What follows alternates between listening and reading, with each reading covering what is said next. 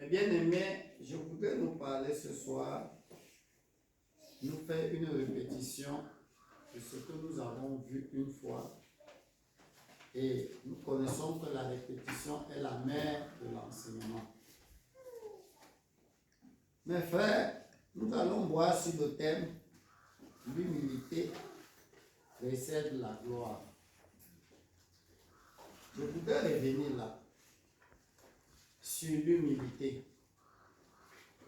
Mais bien aimé, l'humilité est le sentiment de regarder les autres comme étant au-dessus de soi. C'est aussi un sentiment d'abaissement volontaire. L'humilité est le sentiment d'abaissement volontaire. Je voudrais expliquer ça dans des termes plus simples. C'est-à-dire c'est le sentiment d'abaissement volontaire de soi. Alors que l'orgueil, c'est le contraire. Le sentiment d'élévation de soi. L'orgueil. L'humilité, c'est le sentiment d'abaissement de soi. Et le pire de nos malheurs vient de notre état orgueilleux. Je ne dis pas même dehors. Je ne m'adresse pas à ceux du dehors. Je m'adresse à nous dans la foi, dans l'Église. Le pire de nos malheurs, de nos problèmes, vient de notre estime excessive de soi. Chacun paraît être grand par rapport à autrui. Et chacun paraît tirer honneur sur autrui. Chacun paraît tirer gloire les uns à l'égard des autres. Cela veut dire que si je suis peut-être là, je m'attends que tu dois m'honorer, tu dois me donner les éloges, tu dois m'apprécier, tu dois me regarder d'une manière très supérieure. C'est ça qu'on appelle l'orgueil. Et c'est la pire des choses qui nuit notre épanouissement chrétien. C'est la pire des choses qui nous paralyse et nous prive de l'émergence dans la grâce de Dieu, de l'épanouissement dans l'Esprit Saint. C'est pourquoi vous voyez quelqu'un, il reçoit le Saint-Esprit, il s'épanouit seulement quelques minutes et après c'est fini. C'est fini. Dès qu'il le reçoit aujourd'hui, il sent la joie céleste en lui. Lui-même, il sent que le Saint-Esprit est content en lui. Il sent une joie ineffable. Mais quelques jours encore, c'est fini. Pourquoi? Parce que nous avons accoutumé notre état mental à l'exercice, à l'orgueil. Notre état d'esprit humain, nous l'avons exercé dans ce domaine-là, alors que consciencieusement, nous connaissons que l'orgueil est une mauvaise chose. C'est la chose la plus nuisible de notre vie chrétienne que nous ne pouvons pas réaliser. L'orgueil est la chose la plus nuisible. Retenez bien mes termes. La plus nuisible de notre vie chrétienne, l'orgueil. C'est la chose qui nous rend plus ridicules que nous ne pouvons pas imaginer. Généralement, quand nous voyons quelqu'un manifester l'orgueil, la personne croit qu'il est honorable, qu'il croit qu'il est en état de félicité, en état de grandeur, en état de supériorité. Mais spirituellement parlant, selon la volonté de Dieu, la personne sera la plus ignoble parmi les hommes et devant les anges de Dieu, devant Dieu, qu'il ne peut pas lui-même réaliser. Imaginez-vous quand quelqu'un est orgueilleux, il descend son pantalon, ça coupe ici, il change de manière de marcher. Toi qui es normal, quand tu le vois, toi tu vois que c'est honorable, toi tu as honte à sa place.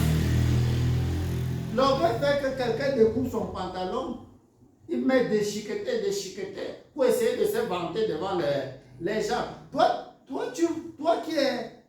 qui as une bonne conscience, une bonne moralité, qui a un peu goûté la pensée, la connaissance de Dieu. Quand tu le vois, toi-même tu as honte à sa place. Tu es obligé de te regarder ce qu'ils font. C'est vraiment laid à voir. Mais lui, qui est autant orgueilleux, fanfaron, lui se croit qu'il est tellement important, tellement mignon, tellement élevé, si bien que quand il te voit comme si toi tu n'es rien, alors que tu as de couler les larmes à son égard. C'est comme ça que Dieu nous voit. C'est comme ça que quand Dieu regarde un orgueilleux, il dit, hey, avec tout ce que j'ai réservé pour lui donner. Mais maintenant, il veut passer par où? Puisque Dieu résiste aux orgueilleux. Il m'a demandé telle chose, il m'a demandé telle chose, il m'a demandé telle chose, il m'a demandé telle chose. Je veux passer par où pour lui donner? À cause de l'orgueil. Alléluia. Amen. Je suis obligé de rendre ce témoignage, même comme c'est un témoignage qui peut énerver plusieurs ailleurs, quelque part, je ne sais pas. Vous savez, on nous a présenté à Bamate, non? Je vous dis, je sortais d'un programme de prière sincère. Je suis parti un jour, je réfléchissais sur ma carrière, qu'est-ce que je vais devenir? Avec tous les troubles qu'il y a aujourd'hui, tout était flou autour de moi. Je suis parti dans la chambre de l'homme de Dieu, me mettre à genoux, commencer à prier, prier. J'ai commencé à prier jusqu'à ce que j'ai manqué les mots encore à dire. J'ai explosé, commencé à pleurer. Je me suis couché à même le sol. Pleurer. Vous ne pouvez pas réaliser la manière que je pleurais. Ça dit, je manquais. Le Saint-Esprit même m'a aidé. Mais jusque-là, je pleurais toujours. Ça n'a pas duré, le pasteur m'a envoyé un message qu'il faut qu'on se retrouve tel jour pour la prière à Bamate. Je partais là-bas pour la prière. Et c'est là-bas que, directement, on dit qu'on va vous présenter comme pasteur. Dimanche, je me suis rappelé de la prière, d'humiliation que je faisais devant Dieu. J'ai dit que ça, il y a le doigt de Dieu dedans. C'est bien que quand les gens disent que c'est le pasteur Poulet, pour moi, moi, je ne vois pas le pasteur Poulet, je vois seulement Dieu qui était à l'œuvre. Lui, il était seulement l'instrument que Dieu a utilisé. Oh, c'est chacun qui connaît sa relation avec Dieu.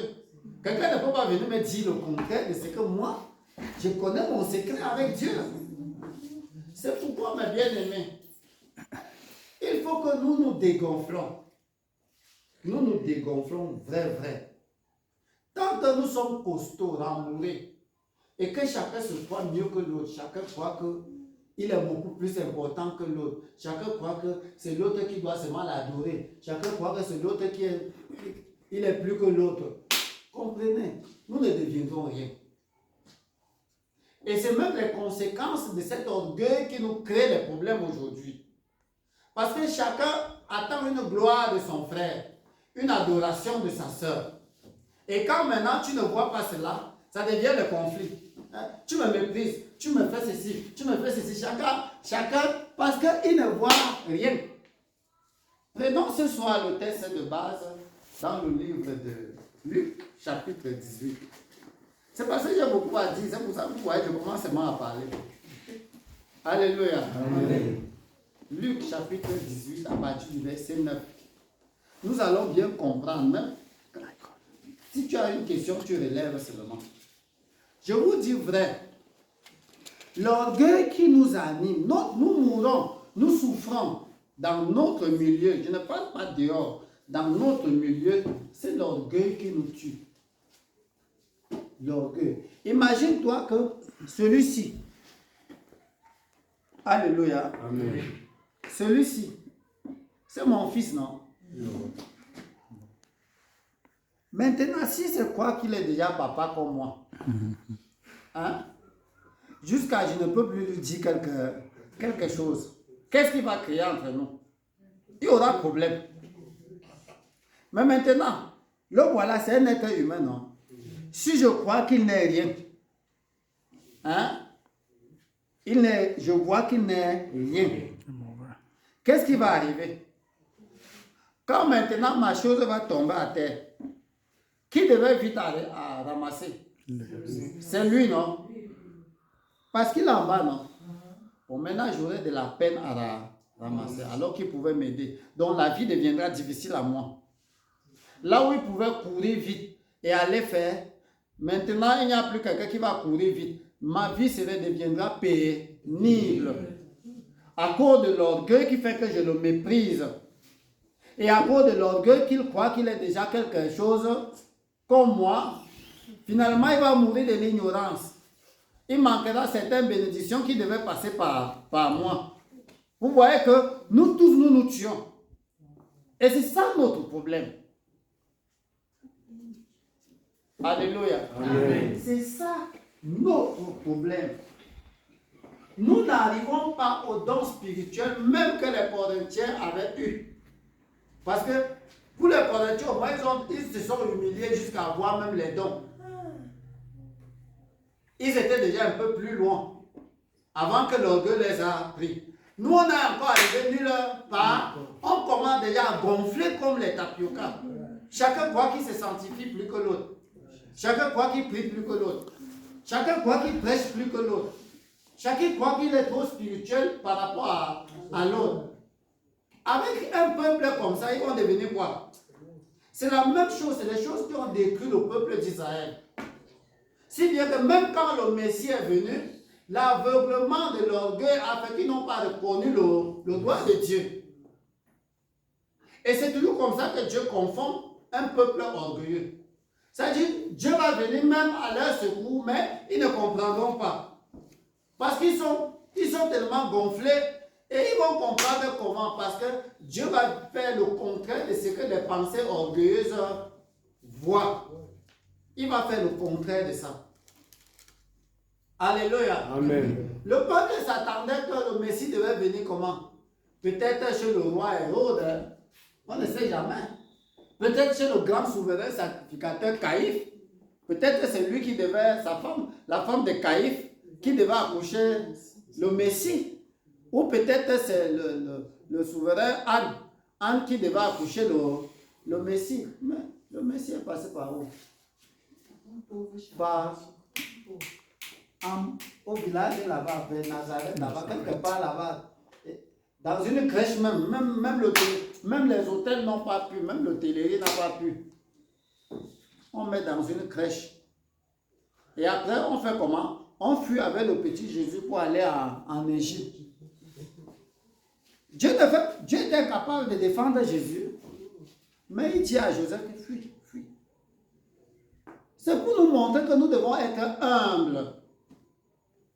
Dieu pouvait rester comme ça, il vient en Dieu pour défendre son fils. Mais il a fallu faire ça pour confronter. Et on pouvait dire que, hey, si c'était vraiment le Messie, est-ce qu'il pouvait fuir pour aller en Égypte? N'est-ce pas? Dieu lui-même devait défendre le Dieu tout-puissant, le grand Dieu d'Abraham, d'Isaac et de Jacob. Il a promis le Messie. On fuit avec lui comme on fuit avec...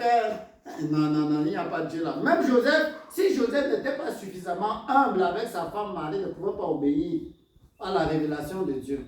C'est parce que Joseph, comme mari, était humble. Il pouvait dire que, mais c'est l'ange qui est venu me dire que le Messie, c'est le Messie ici, non? Non, Dieu ne peut pas dire que prends ton fils, fuis en Égypte. Dieu qui est tout puissant, je reste ici, il va que défendre. Joseph aurait désobéi à Dieu à cause de l'orgueil. Mais comme il était humble, il n'y a que les humbles qui comprenaient le problème de Dieu, l'œuvre de Dieu, la situation de Dieu. Tous les orgueilleux étaient dans les Sissongo. C'est pourquoi, mes bien-aimés, il est très facile de se retrouver dans les Sissongo à cause de l'orgueil de nos cœurs. Dieu peut venir dans votre maison, vous ne l'apercevez pas. Vous ne réalisez pas que c'est Dieu parce que vos pensées, vos yeux sont trop élevés. C'est dans les choses que Dieu ne veut même pas que vous soyez là-bas. Nous courons, nous laissons Dieu derrière. Je vous dis la vérité. Nous courons vite et nous laissons Dieu derrière. nous grimpons vite pour aller plus haut sur les arbres, croyant que c'est là-bas qu'on va rencontrer Dieu. Mais Dieu finira toujours par nous dire, Zachée, descends. Aujourd'hui, je vais entrer dans ta maison. C'est chez toi.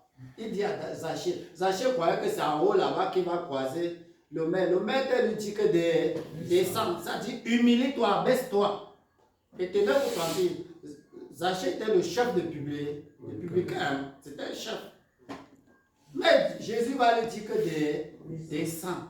Si nous avons donc soif d'atteindre Jésus dans nos prières, de voir Jésus agir dans nos supplications, dans nos requêtes, d'intervenir dans nos problèmes, alors dégonflons-nous. Aussi longtemps que nous ne voyons pas la solution à nos problèmes, descendons. Que chacun s'humilie devant Dieu jusqu'à ce que Dieu vienne à son secours. On a reçu le Saint-Esprit comment? C'était dans les pensées orgueilleuses. Il s'humiliait devant Dieu. Et c'était facile. N'est-ce pas, nuit et jour, on pleurait devant Dieu. On passait des nuits blanches, non? Parfois, on ne mangeait pas parce qu'on humiliait nos âmes devant Dieu. Et c'est là-bas qu'on croisait le Saint-Esprit. Même dans beaucoup de choses, rentrons nous humilier comme ça devant Dieu. C'est pourquoi, mes bien-aimés, ne venons pas seulement quand on est à l'église qu'on s'humilie devant Dieu. Partout, nous devons être humbles devant Dieu. C'est un état de vie que nous devons être. Ce n'est pas une adaptation d'humilité. L'adaptation d'humilité, c'est que tu as vu quelqu'un humble, tu essaies aussi de faire comme lui, tu copies un peu. Non, il n'y a pas de photocopie sur ça. Comprenez, il n'y a pas de photocopie. La photocopie n'est pas l'originalité. Ce qui part au ciel, c'est l'original. Alléluia. C'est pourquoi dans la conversion, on ne copie pas la conversion, on se convertit. Il dit, lesquels sont nés, non du sang, ni de la volonté de la chair, ni de la volonté de l'homme, mais de Dieu. Et ce sont eux qui sont enfants de Dieu, qui ont l'identité réelle d'enfants de Dieu, nés de Dieu. C'est pourquoi, mes bien-aimés, le problème de la vie chrétienne est plus sérieux que nous ne pouvons pas imaginer selon le monde, selon la chair. C'est très profond. Il faut donc que nous fassions du sérieux dans ce que nous faisons en ce qui concerne la marche avec Dieu. Il dit, Dieu sauve le peuple qui s'humilie.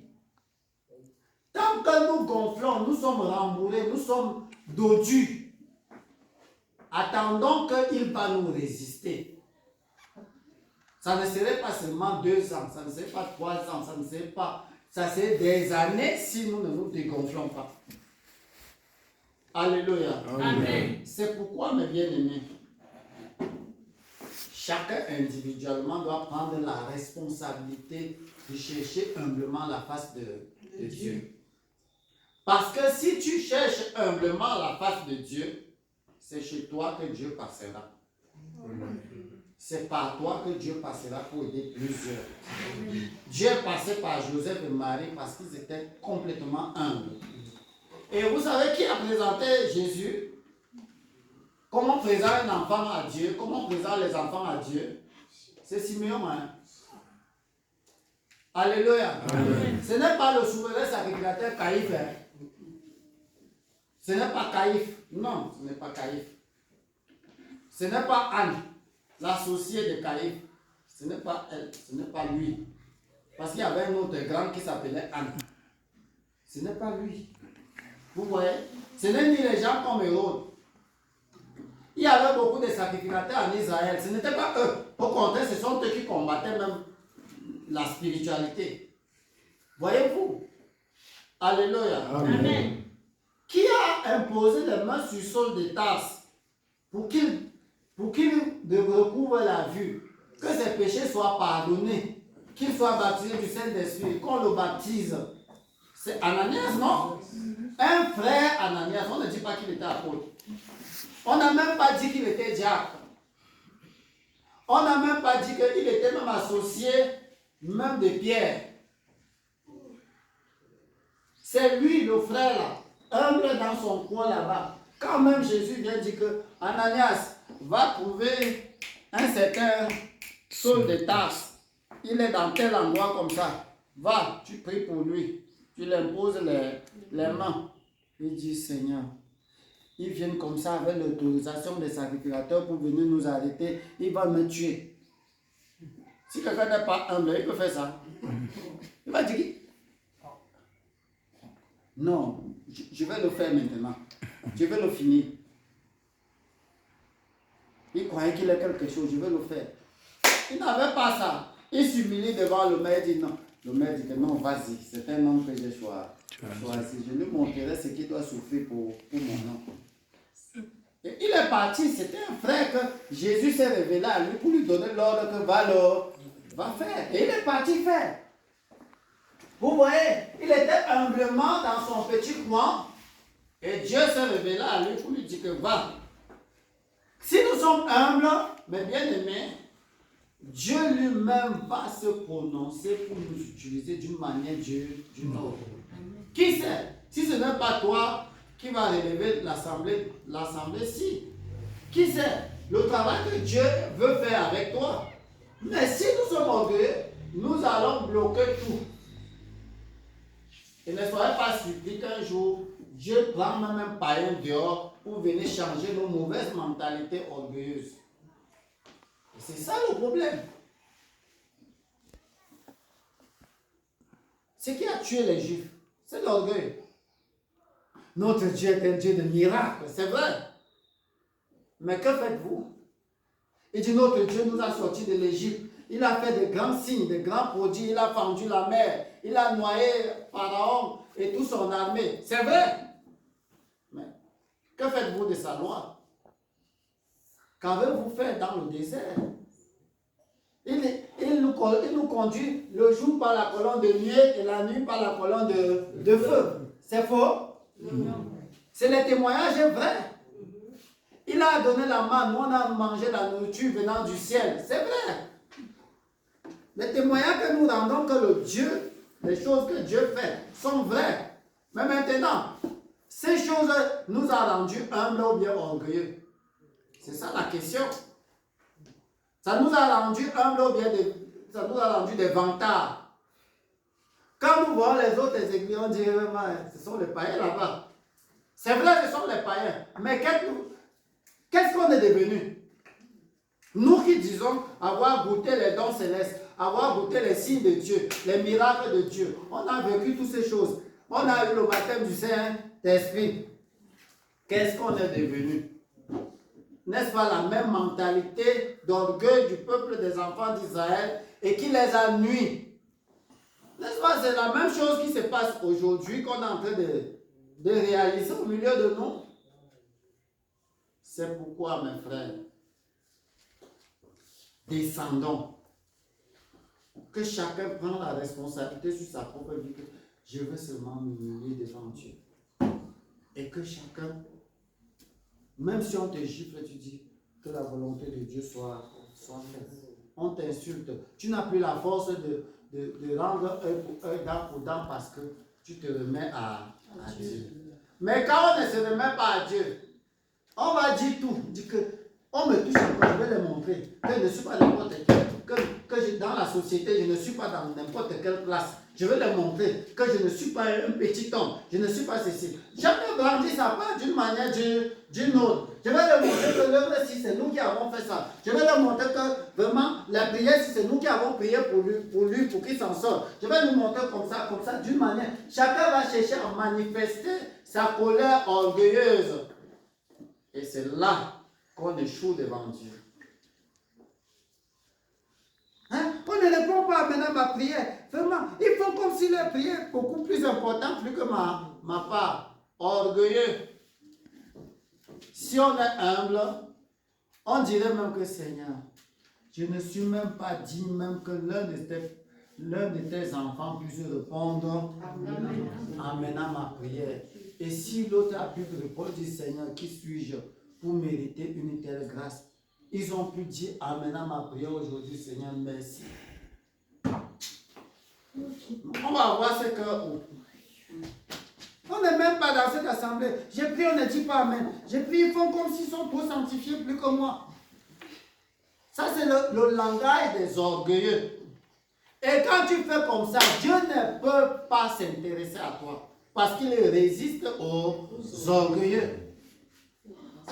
Chaque coup qu'on te donne doit suffire pour te dire que Seigneur, je ne suis pas meilleur. Si j'étais meilleur, je ne méritais pas ces traitements. Aie pitié de moi. On doit s'abaisser. Seigneur, j'encaisse tout ceci parce que je n'ai même pas mérité d'être enfant de Dieu. Comment ai-je pu trouver grâce devant Dieu pour qu'il puisse même me considérer un peu et me mettre au milieu de ces grands? Voilà l'humilité. Si on avait cet état de cœur, de sentiment d'abaissement, mes frères, je vous dis vrai, des grands rejetons, les meilleurs rejetons pour l'avenir de notre œuvre sortiront.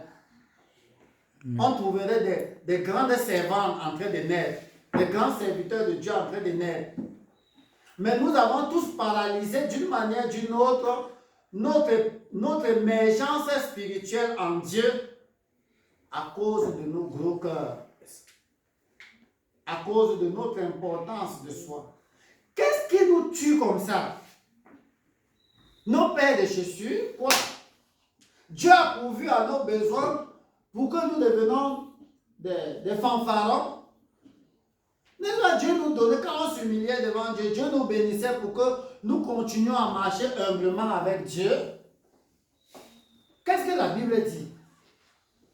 Il dit que qu'est-ce que Dieu demande de nous? Que nous marchions humblement. Il dit, je suis avec l'homme contrit et humilié. Que nous marchions humblement avec notre Dieu pour Canaan. Et c'est en nous trouvant humbles, pleins d'abaissement, que maintenant il va nous remplir encore de beaucoup de grâce, de beaucoup de bénédictions. C'est pour ça que Paul dit, même aux Corinthiens, que tu n'as reçu, il y a quoi que tu n'as pas reçu? En réalité, il y a quoi qu'on n'a pas reçu? On est venu avec quoi? Tout ce qu'on a aujourd'hui, on a seulement reçu. Même nos habits, on nous a seulement pourvu ça. Il y a quoi qu'on n'a pas reçu?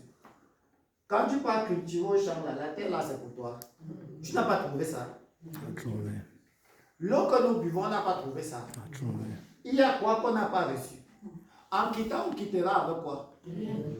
L'orgueil nous vient d'où? Mes bien-aimés. Le pire des malheurs est que même dans la prière, on trouvait des orgueilleux. C'est-à-dire même devant Dieu, où on devait arriver devant Dieu, on s'humilie profondément jusqu'à chacun voir que nous sommes devant Dieu, nous tous, et chacun est pour lui en particulier. Même devant Dieu, on s'enorgueillit. C'est-à-dire devant sa face.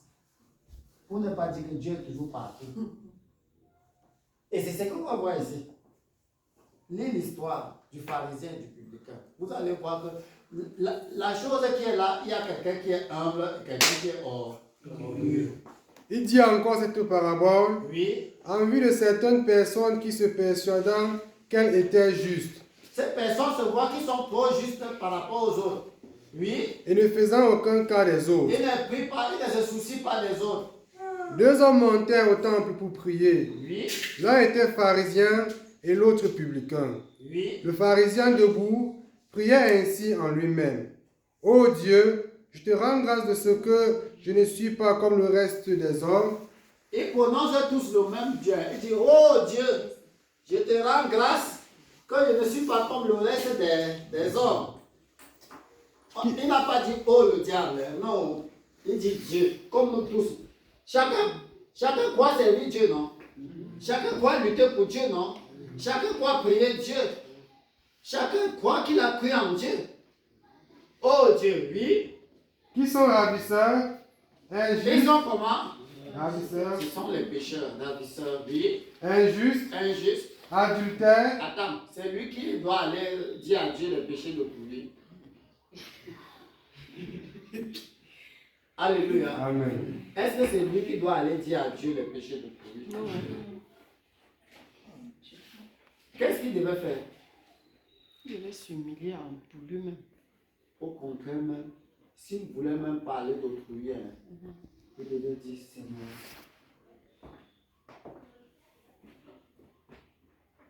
je ne suis même pas digne de te parler.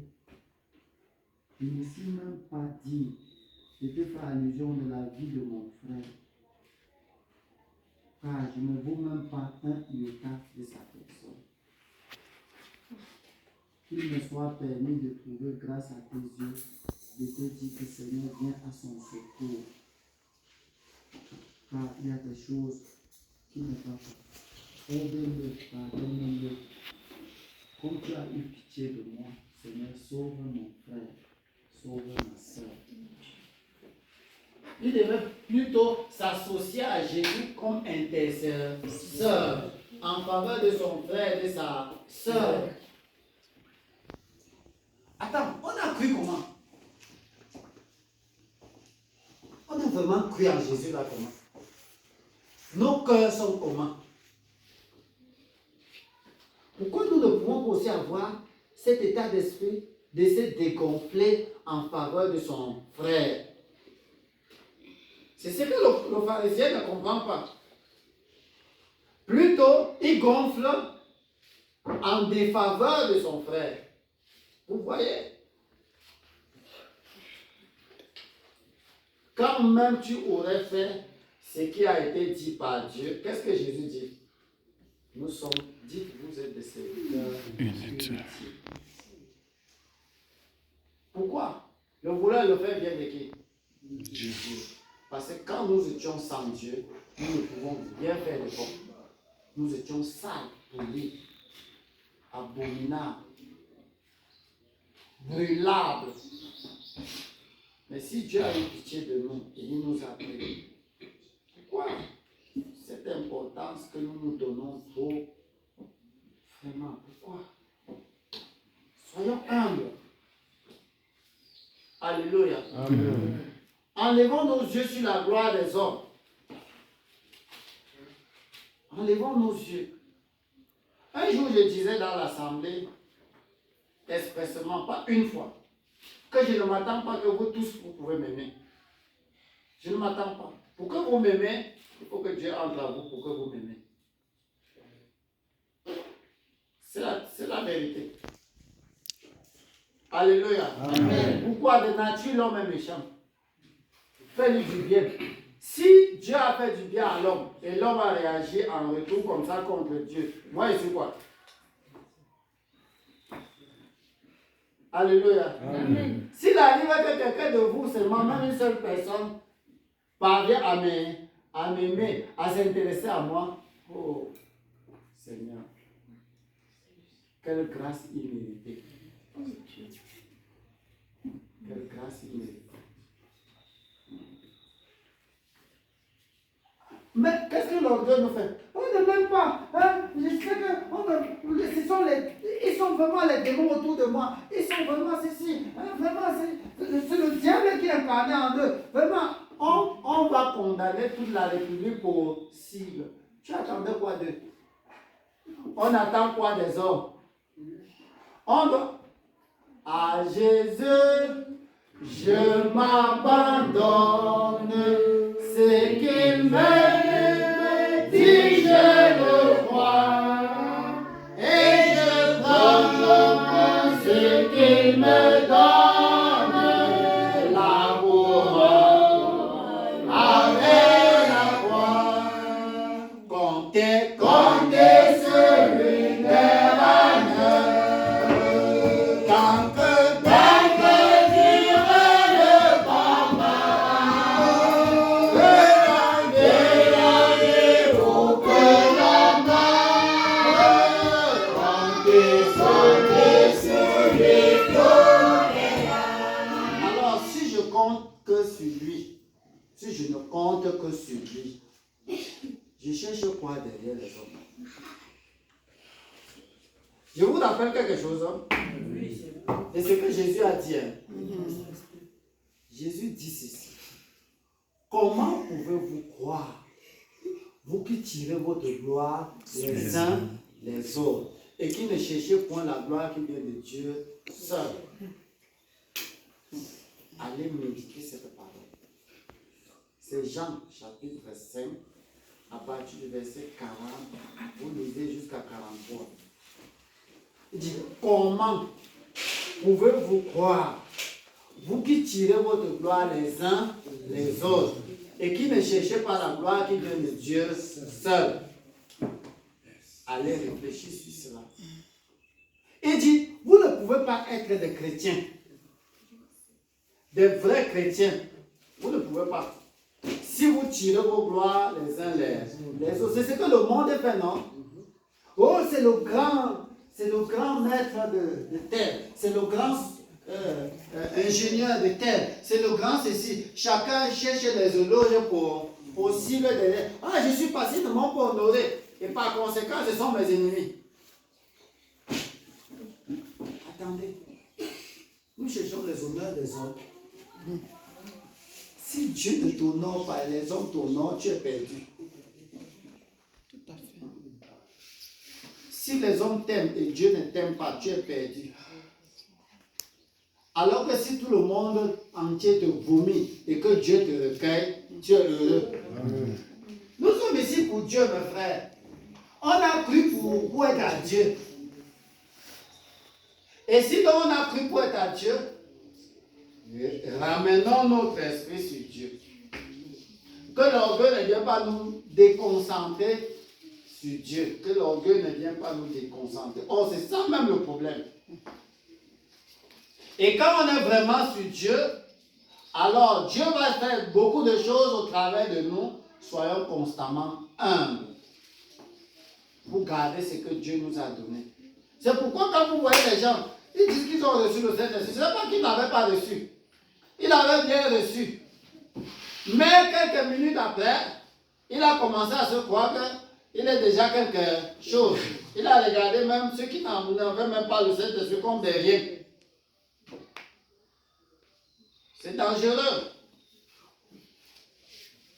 La pire des choses qui a tué l'humanité, c'est l'orgueil. La pire des choses qui a envoyé des milliards et des milliards d'anges pour l'enfer, c'est l'orgueil. Et c'est toujours cette pire des choses qui a fait chuter le diable. Voyez-vous? Toutes ces affaires que nous disons, adultère, fornication, mensonge, tous ces séments, ce sont les enfants de l'orgueil. L'orgueil est plus dangereux que vous ne pouvez pas imaginer. Parce que quand il est dans une personne, il vient avec toutes les ténèbres possibles. Jusqu'à ce que tu ne peux pas imaginer que tu es orgueilleux. Vous savez comment Dieu fait? Il y a plusieurs méthodes que Dieu utilise pour chercher à nous réveiller, pour que nous comprenions que nous sommes tellement orgueilleux. Alléluia. Amen. Et Jésus dit, si quelqu'un veut venir après moi, qu'il fait comment? Qu'il renonce à lui-même. Vous savez pourquoi on doit renoncer à soi-même? Parce que soi-même aime chercher la gloire des hommes. Il faut renoncer à ça. Parce que tu dois t'attendre que les hommes doivent te mépriser, doivent te chiffonner, doivent te regarder autrement, doivent être méchants envers toi. Et après, dire quoi? Qu'il se charge chaque jour de sa croix. Vous savez ce que la croix fait? C'est pour te maintenir humble. C'est pour nous maintenir humbles. Tant que nous voulons nous débarrasser de la croix, c'est très dangereux. Or, l'effort des hommes, comme la croix, on dit, maudit soit celui qui est pendu au bois, non. Ce qui est sur la croix, c'est guerre. La mort à la croix, c'est fort, hein? C'est la honte, hein? C'est les insultes, c'est le mépris, c'est le rejet, c'est le fouet, c'est l'abandon. Et pourquoi? Parce qu'il faut qu'après la croix, nous soyons glorifiés avec Christ au paradis. Amen. Mais si nous fuyons la croix, ça que nous sommes notre orgueil. Et c'est ça, c'est parce que nous fuyons la croix qui montre que nous sommes orgueilleux. La croix vient nous maintenir humbles. Jésus n'est pas venu avec la croix pour rien. Pourquoi il ajoute la croix sur ça? Il ajoute la croix parce que c'est la croix là. Il faut que nous soyons, chaque jour, on doit être crucifié. Et quand tu es déjà sur la croix, tu ne peux que dire Seigneur, c'est avec justice. Je n'étais rien avant de croire. Ils ont raison de faire. Et l'humilité ne peut que te dire Seigneur, pardonne-leur. Ayons ce cœur-là, si nous voulons en nous servir. Et Dieu va nous, spirituellement, il va nous remplir. Spirituellement, il va nous bénir. Physiquement, matériellement, beaucoup de choses. Il va nous accorder beaucoup de choses. Et de bonnes choses. Mais tant que nous ne comprenons pas cela, mes bien-aimés, c'est très dangereux. J'ai parlé tout à l'heure de qui a présenté Jésus à Dieu. Comment on dit la présentation d'enfant, non? C'était Simon. Hein. On ne dit même pas qu'il était sacrificateur. Hein. Ni souverain sacrificateur. Normalement, s'il fallait que tout marchait bien et que tout était peut-être humainement parlant, voilà. Humainement parlant, qui devait le présenter? Le souverain sacrificateur Caïphe. Le grand. C'est lui qui devait venir comme ça, avec sa soutane, avec ses tubes.